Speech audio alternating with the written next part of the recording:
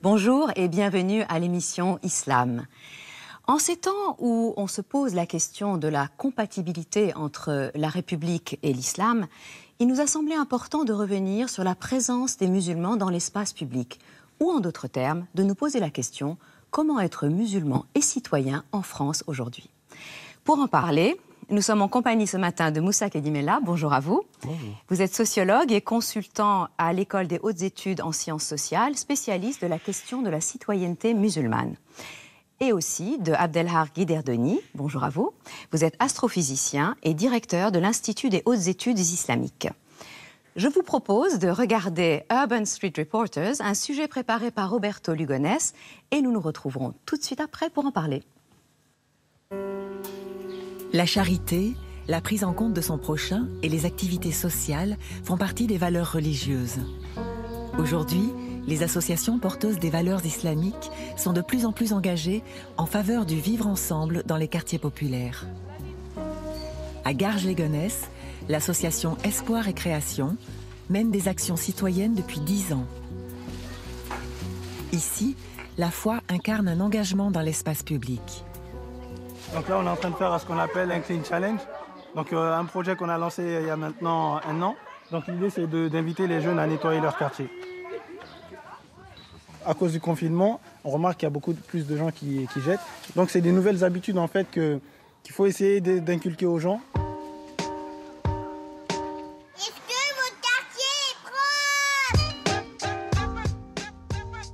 Bonjour à toutes et à tous. Alors aujourd'hui, on est en direct de Garges-les-Gonesse. Comme vous le voyez, on est sur le parvis de la mairie. L'objectif aujourd'hui, c'est d'aller rencontrer les Gargeois. Ibrahim et l'équipe d'Urban Street Reporters vont à la rencontre des habitants de leur cité. Suivez-moi, c'est parti. Des vidéos, des photos, des images diffusées sur leur chaîne témoignent des problèmes quotidiens des gens. L'objectif, c'est toujours d'essayer d'apporter aux gens, d'être là pour les uns pour les autres, etc. Ça va de pair avec nos croyances religieuses qui nous invitent justement à prendre soin de son quartier, à être bon avec son voisin, à avoir un bon comportement avec les gens qui soient de la même croyance que nous ou pas. Revendiquer des valeurs islamiques dans ses actions citoyennes ne va pas sans difficulté.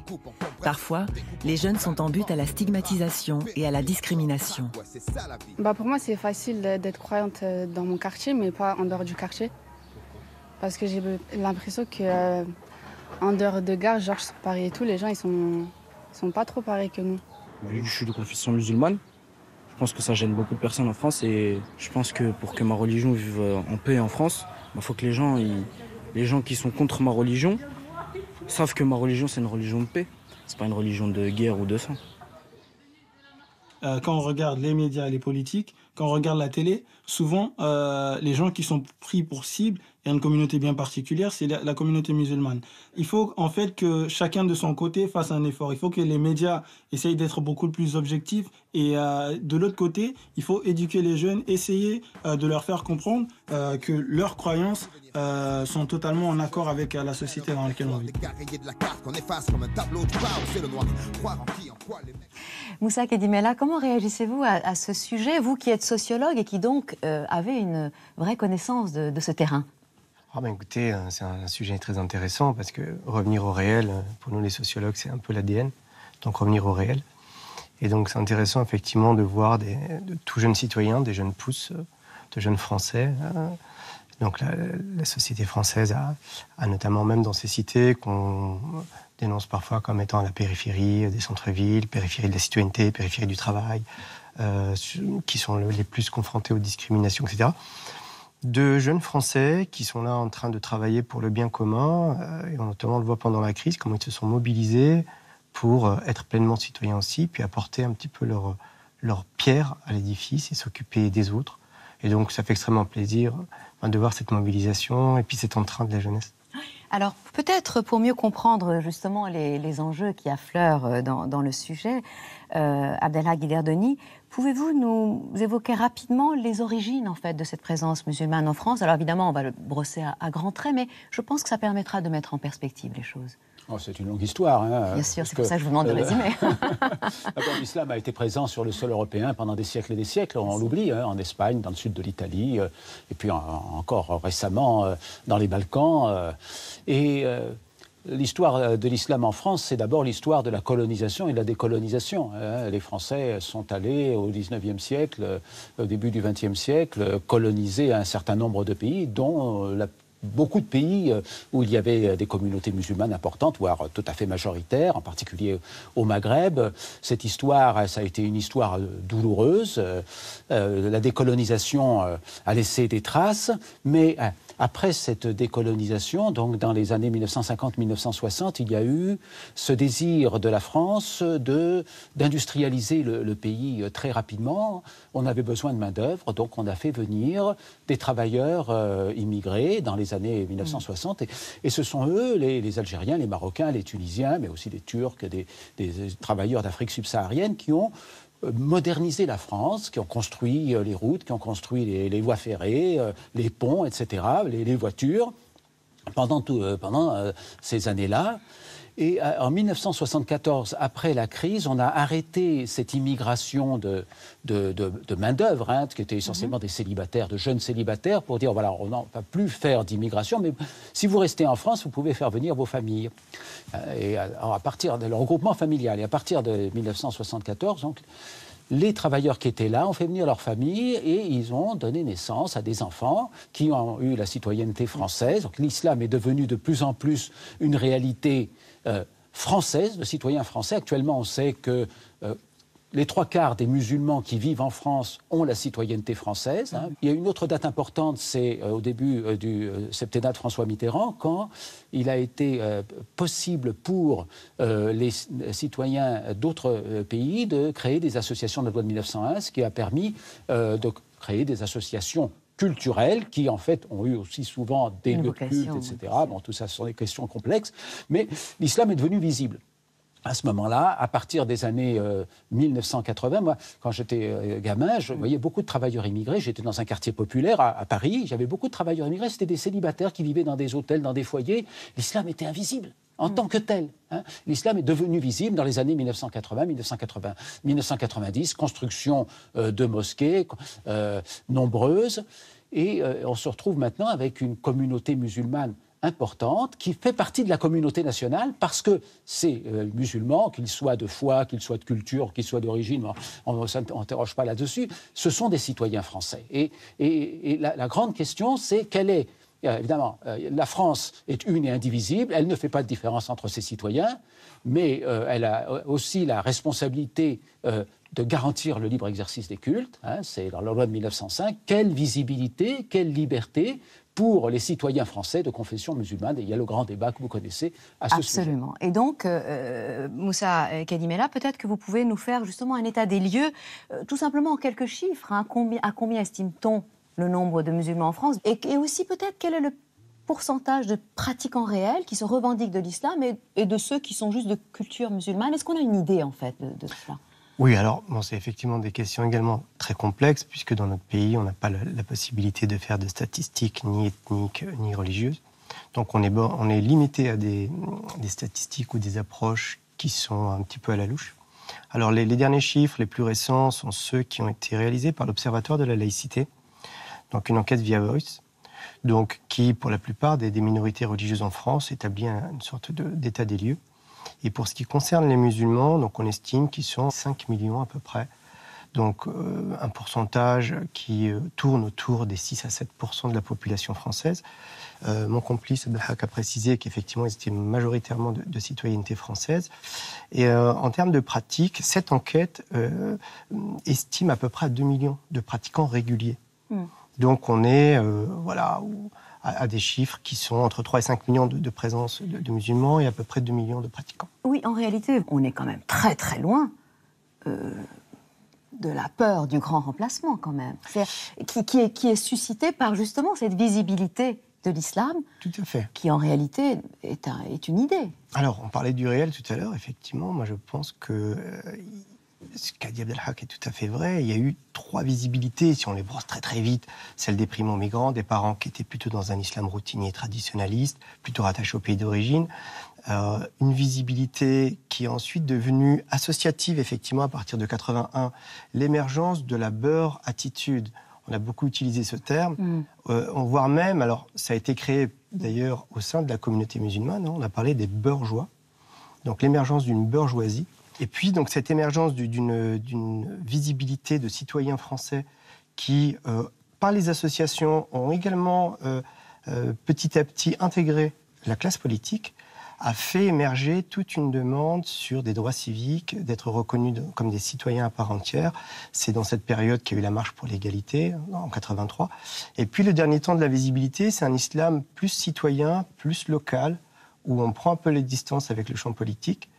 Et effectivement, ces trois sortes de visibilité font qu'aujourd'hui, la question de la citoyenneté est beaucoup plus, j'allais dire, importante, puisque à côté de ces temps un petit peu historiques de visibilité, malheureusement, il y a aussi à côté la construction d'un islam imaginaire. Donc c'est le titre d'un ouvrage célèbre de Thomas Deltombe qui parle d'un islam qui est essentiellement médiatique et qui a été défrayé par la plupart des grands événements, l'apparition, la révolution en Iran, les événements en Algérie ou les attentats du World Trade Center. Et donc ça, c'est en collision un petit peu avec le débat. Et oui, bien sûr, et ça pose justement tous les problèmes que l'on peut constater. Alors justement, Abdellah Guiderdoni, l'accès à la citoyenneté a permis justement cette visibilité plus grande des musulmans, en particulier, vous l'avez suggéré tout à l'heure, par la pratique religieuse. Est-ce que vous ne pensez pas que justement cette demande de visibilité, c'est ça qui finalement va poser un problème d'intégration ? Oui, parce que la loi de 1905 dit que la République ne reconnaît, ne salarie ni ne subventionne aucun culte, mais elle garantit le libre exercice des cultes sous la réserve de l'ordre public, du maintien de l'ordre public. Et le problème que nous avons, c'est que la visibilité de l'islam en France crée un trouble à l'ordre public auprès d'un certain nombre de personnes. C'est-à-dire que le seul vu de musulmans visibles, au sens où ils ont des commerces, des vêtements, des lieux de culte, des lieux associatifs, ça dérange un certain nombre de personnes pour des raisons très variées d'ailleurs. C'est vraiment sur tous les échiquiers politiques, on pourrait dire qu'il y a des gens qui sont dérangés par la présence de l'islam de France, et ça crée donc un trouble à l'ordre public qui incite certaines personnes à demander la disparition de l'islam de l'espace public. Donc une sorte d'évolution de la loi de 1905. L'islam devrait être invisible, les religions doivent être pratiquées chez soi, elles ne peuvent pas occuper l'espace public, elles ne peuvent pas être visibles dans l'espace public. Vous entendez le double sens du mot « occuper ». Voilà, c'est être présent, mais aussi, il y a cette idée que dès qu'on est présent, c'est qu'on occupe, au sens le terme militaire du terme, etc., ce qui n'est pas vrai du tout. Et ça, c'est une évolution de notre société française vers une intolérance qui n'est pas dans le grand esprit de la culture française. La culture française, c'est faite de couches superposées, d'apports multiples, les vagues migratoires italiennes, polonaises, etc., maintenant venant d'Afrique, de Turquie, voire même d'Asie, etc. Et c'est ça la richesse de la France, et tous les liens qui ont été faits entre toutes ces cultures qui ont fait le génie de la culture française. Alors, assurer l'invisibilité de l'islam, ce serait une évolution tout à fait fâcheuse, à mon avis, pour la société française, parce que c'est normer la société française, et ce serait aller contre le génie français. Et en fait, si des gens demandent cela, c'est parce que la société française elle-même est en crise. Elle a une crise d'identité face à la mondialisation. La France a été un grand pays, mais on est un petit peu laissé sur le bord de la route par le mouvement de la mondialisation, l'émergence de nouveaux acteurs, et on cherche un bouc émissaire. Et effectivement, c'est la théorie du grand remplacement, ce sont les musulmans, ce sont les cités, et voilà. Et ça, c'est quelque chose contre lequel il faut absolument lutter. Moussa Gadi-Mellah, je crois que vous vouliez peut-être réagir, parce que c'est vrai que au fond, tous les musulmans ne sont pas visibles non plus. Ceux qui dérangent les tenants de la théorie du grand remplacement sont peut-être visibles, mais en fait, un grand nombre de musulmans ne sont même pas reconnaissables ou visibles. Enfin. Bien sûr. Bon, la première chose, c'est qu'attention, il y a une petite précision à faire, c'est que l'espace public, on le confond parfois parce que, d'un point de vue législatif, l'espace privé, c'est tous les espaces non gérés par l'État. Donc l'espace public, c'est en fait l'espace où on peut être dans la liberté absolue d'être qui l'on est. Mais l'espace public, comme le dit une entreprise, on vient comme on est. Et donc on a le droit d'être comme on est. Mais effectivement, il y a des prophètes qui souhaitent imposer une forme d'idéologie très très restrictive pour l'ensemble des religions d'ailleurs, hein, et que l'ensemble des signes religieux soient exclus de l'espace public. Ça, c'est la première chose. Et puis, effectivement, la deuxième, c'est que le fait que la communauté musulmane française est surreprésentée par des catégories socio-professionnelles plutôt fragiles, d'un islam plutôt qu'on a tendance à montrer dans les périphéries des zones urbaines sensibles, des zones prioritaires, etc., a tendance à le surdéterminer. Mais il y a une bigarrure gigantesque de l'islam français. S'il fallait juste parler des confréries en France qui sont passées sous silence, les plus grands rassemblements mondiaux sont des confréries soufis, sont des rassemblements de confréries soufis. On ne parle pas de toutes les classes moyennes musulmanes parfaitement intégrées. La crise sanitaire a d'ailleurs révélé l'impact important de beaucoup de concitoyens musulmans qui sont dans le domaine de la santé, le domaine du nettoyage, le domaine des grandes surfaces, etc. Il n'y a pas besoin de retourner à Verdun pour les tombes du Soudan inconnu qui sont immenses, pour savoir la contribution que l'on a. Donc elle est un petit peu passée sous silence. Donc cette bigarrure, certes, je parlais tout à l'heure d'un terme alors qui n'est pas tout à fait accepté communément, celui de bourgeois, donc qui est une contraction de la bourgeoisie, mais il y a une émergence d'une classe moyenne musulmane qui est effectivement parfaitement aujourd'hui intégrée économiquement, philosophiquement, socialement. Et cette contribution, effectivement, ça peut être les temps de crise qui peuvent la révéler. On l'a vu dans ces quartiers populaires souvent vilipendés. On a vu des mosquées se transformer en ateliers de création de masques, en fourniture de repas pour l'ensemble des gens. Et surtout, une précision importante, c'est que un nombre important de bénévoles en France sont souvent des gens retraités. Et dans la crise du Covid, malheureusement, les gens qui avaient un certain âge étaient souvent des gens vulnérables.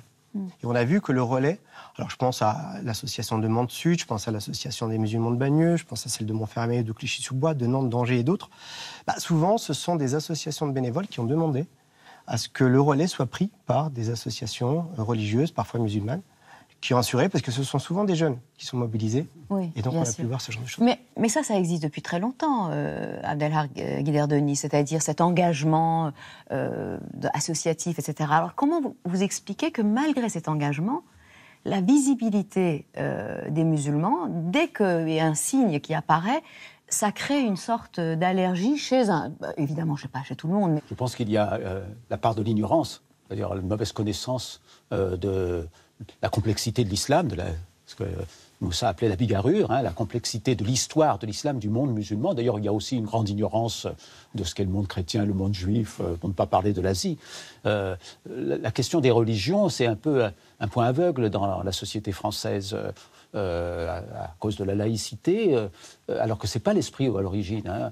On a pas voulu finalement explorer ce champ de la culture humaine qu'est le domaine des religions à l'école, à l'université. Et les gens sont très ignorants. Et donc on a peur de ce qu'on ignore, bien évidemment. Et ça, c'est le premier aspect. Le deuxième aspect, c'est qu'on est toujours dans l'arbre qui cache la forêt. Évidemment, il y a des situations dramatiques au niveau international, dans des pays de culture musulmane, l'islam est religion majoritaire, mais c'est le problème de la mondialisation, c'est le problème des rapports de force, de pays qui sont en échec, et il se trouve que l'islam est la religion de la majorité, donc on est en train de mettre sur l'islam des problèmes qui sont des problèmes sociaux, économiques, politiques, de la mondialisation, des blocs qui s'affrontent, etc.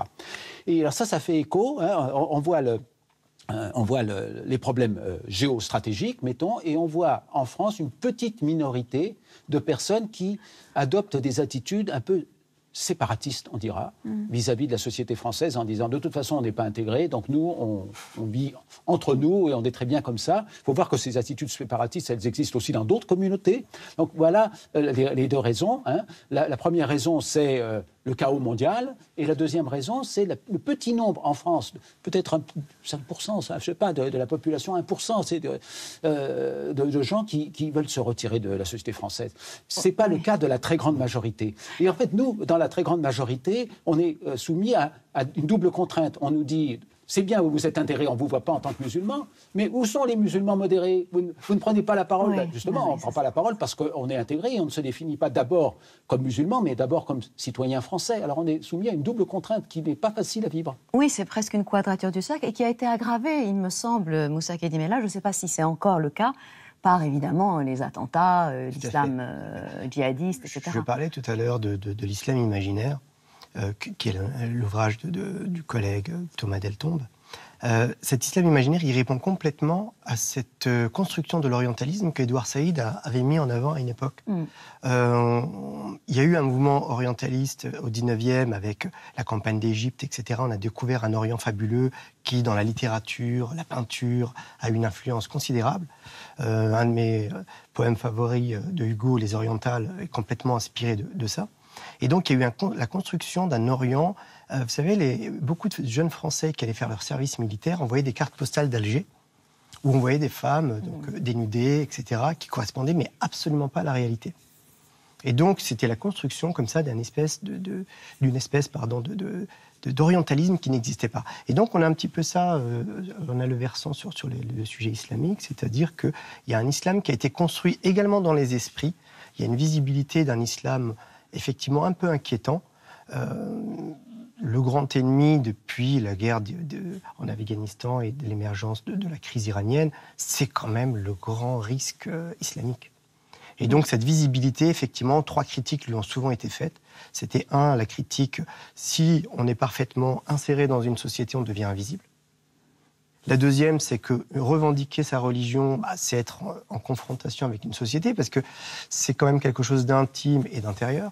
Donc le présenter, ça suppose aussi quelque chose de suspect.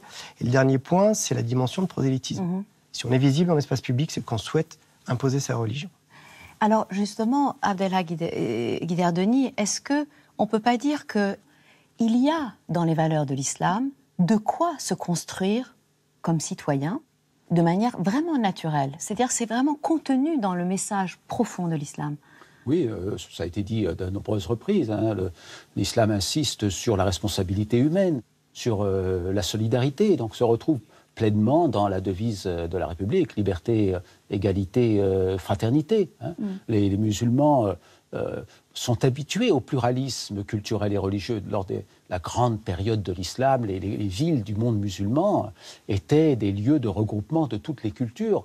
Et la bénédiction d'une ville se voyait aux apports de tous les commerçants qui venaient de tous les coins du monde, sans parler effectivement des grandes villes qu'étaient Bagdad ou Nishapur, ou ces grandes villes du monde musulman. Alors, il y a dans la culture musulmane, il y a dans l'histoire du monde musulman, toutes ces pierres d'attente qui permettent aux musulmans qui vivent en France, naturellement, de devenir des citoyens adhérant pleinement au projet de la République française, de liberté, égalité, fraternité, d'émancipation personnelle, tout en étant fidèles aux éléments fondamentaux de leur foi.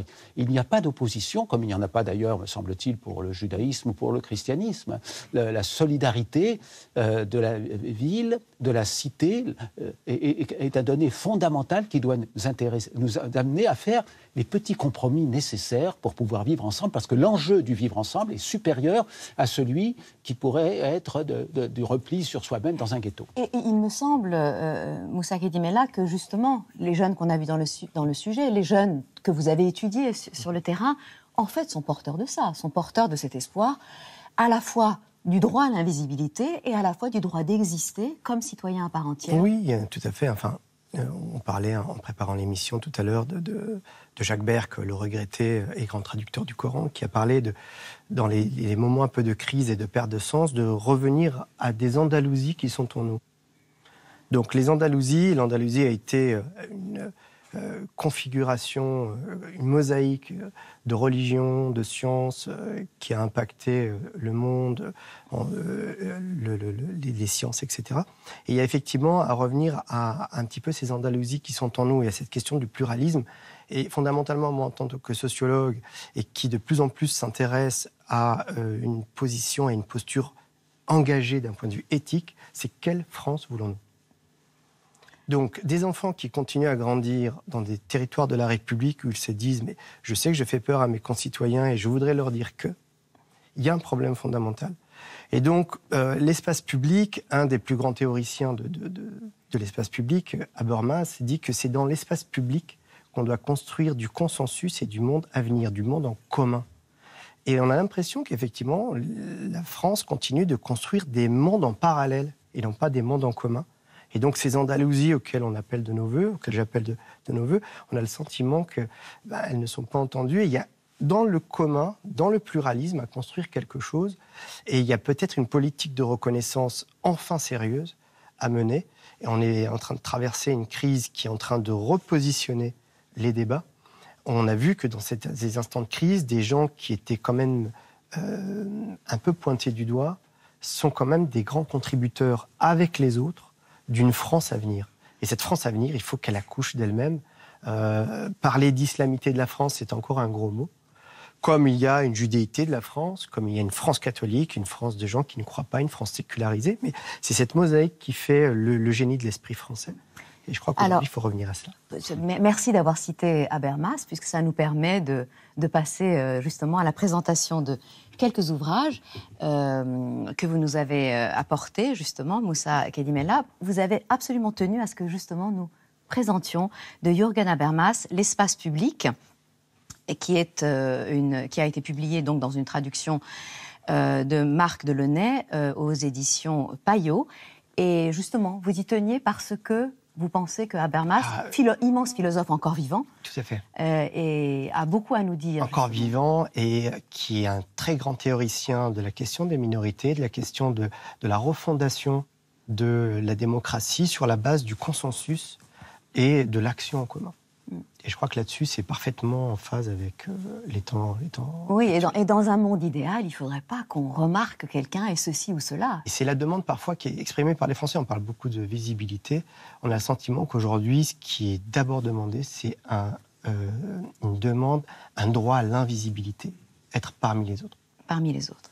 Alors, de Catherine Witold de Wenden et Rémi Levaux, justement, la bourgeoisie, ce mot que vous avez employé tout à l'heure, c'est aux éditions du CNRS. Et justement, alors ça raconte en fait le récit de vie de grandes figures, de musulmans, en tout cas de personnalités issues de l'immigration, qui se sont fait qui ont eu une très belle carrière en France. Alors, Zinedine Zidane, Yamina Benguigui, etc., Jamel Debbouze, et j'en passe. Sous votre direction, Moussa Kedimella, l'abécédaire du djihadisme post-Daesh, analyse, témoignage, perspective, et c'est aux éditions, aidez-moi. D'Amazon, en fait. D'Amazon, d'accord, voilà. Qui est devenu aussi un éditeur digital. À part entière, voilà. Donc, en fait, c'est pour nous faire une sorte d'état des lieux. État des lieux avec des gens qui ont quelque chose à dire, notamment Asna Hussein, Farhad Khosrow-Khavar, par exemple. Par exemple. Et puis, enfin, Penser la modernité et l'islam, regard croisé. C'est aussi sous la direction de Mohamed Mestiri et de vous-même, Moussa Kedimella, et c'est publié aux éditions 3IT France. Et là, c'est pareil, c'est une série d'articles qui permettent de... Oui, c'est les actes, très rapidement, les actes d'un colloque où d'ailleurs notre ami et complice Abdelhak était présent, où on a rassemblé une brochette d'intellectuels français et musulmans qui ont travaillé sur la question de la modernité et du monde en commun. Merci à tous les deux d'être venus nous éclairer ce matin sur le plateau de l'émission Islam. Je vous rappelle que vous pouvez voir et revoir cette émission sur le site de France Télévisions. Je vous souhaite un excellent dimanche et je vous dis à très bientôt. Allahumma salli wa sallim wa barik ala sayyidina